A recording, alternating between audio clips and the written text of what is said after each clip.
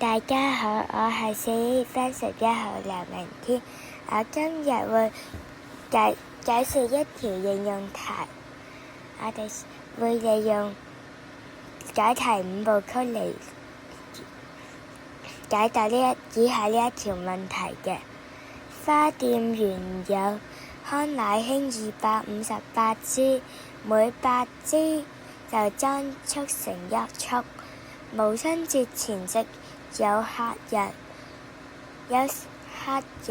訂預訂康乃馨38束，花店還欠康乃馨多少支？咁我哋呢佢個問題就係花店還欠康乃馨，咁呢個就係題解。寫完題解之後，我哋就問找就係找關鍵字。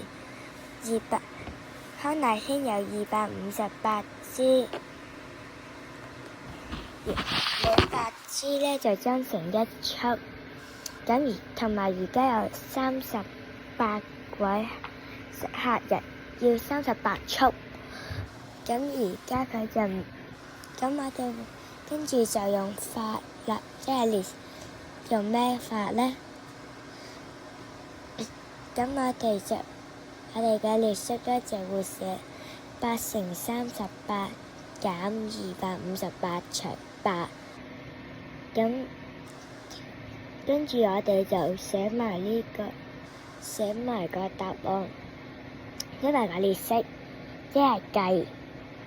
咁我哋計完之後會得出304減88乘5加2，然後我哋再304減42，最後呢個結果就係262支。